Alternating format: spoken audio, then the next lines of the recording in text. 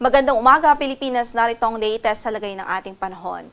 Apektado pa rin ng Intertropical Convergence Zone ang Visayas, Mindanao at malaking bahagi ng Palawan.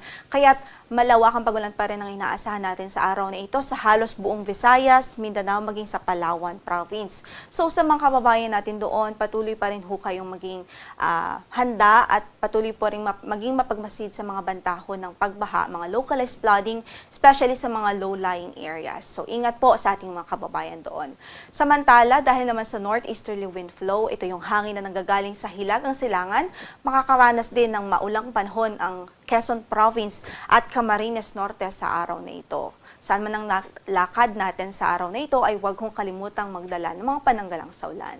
Samantala, isolated light rains naman sa ilang bahagi ng Cagayan Valley, sa Apayao at Ilocos Norte habang generally fair weather sa natitirang bahagi pa ng Luzon.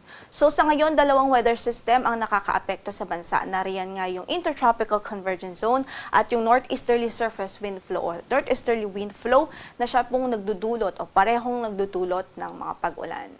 But outside the area of responsibility, meron din tayong minomonitor na isang bagyo. Tropical depression po ito. May taglay na lakas ng hangin na 55 km per hour near the center at 70 km per hour na gustiness. At ang kanyang sentro sa ngayon, as of 3 a.m. ay 1,985 km silangan ng Central Luzon. At sa nakikita nga po natin, based po sa ating pagtaya, northwestward ang kanyang movement. At sa mga nakalipas na oras, ang kanyang naging pagkilos ay 15 kilometers per hour.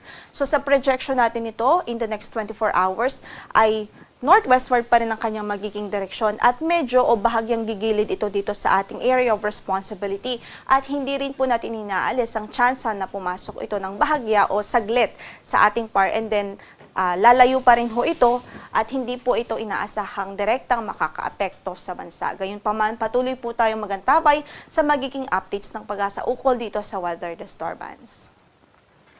Sa pagtaya ng ating panahon sa araw na ito, magiging maulan nga sa Quezon at sa Camarines Norte dahil pa rin nga sa epekto ng northeasterly wind flow. Habang dito po sa Cagayan Valley, Aurora Province, Apayao at maging sa Ilocos Norte ay bahagyang maulap hanggang sa maulap ang papagurin at may mga pulupulong mahihinang pag-ulan dahil din sa northeasterly wind flow. Ito yung hangin na nanggagaling sa Hilagang Silangan.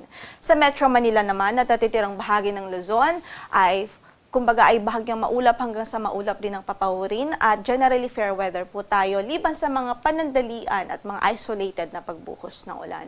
Sa Metro Manila, 25 to 32 degrees Celsius sa magiging agwat ng temperatura. Sa Tagaytay, 22 to 30 degrees Celsius. Sa Baguio, 17 to 25 degrees Celsius. Sa Lawag ay 24 to 33 degrees Celsius habang sa Tuguegarao ay 24 to 33 degrees Celsius. 25 to 33 degrees Celsius naman sa Legazpi City. Samantala sa buong Kabisayaan nga at Mindanao maging sa Palawan Province ay maulap ang papawirin at mataas po yung tsansa ng mga moderate to at times heavy rains o katamtaman hanggang sa kung minsan ay malakas na mga pag-ulan. Kaya't patuloy natin pinag-iingat ang ating mga kababayan doon. So ito po ay epekto ng Intertropical Convergence Zone, isang rain-causing na weather system. So dito sa Tacloban, 26 to 30 degrees Celsius ang magiging agwat ng temperatura. Sa Iloilo ay 24 to 31 degrees Celsius. Habang sa Cebu ay 26 to 30 degrees Celsius po. Sa Puerto Princesa ay 24 to 30 degrees Celsius habang sa Kalayaan ay 25 to 30 degrees Celsius. Samantala sa Cagayan de Oro, 24 to 30 degrees Celsius ang magiging agwat ng temperatura. In the next 24 hours, sa Davao ay 25 to 31 degrees Celsius habang sa Zamboanga ay 25 to 31 degrees Celsius rin po.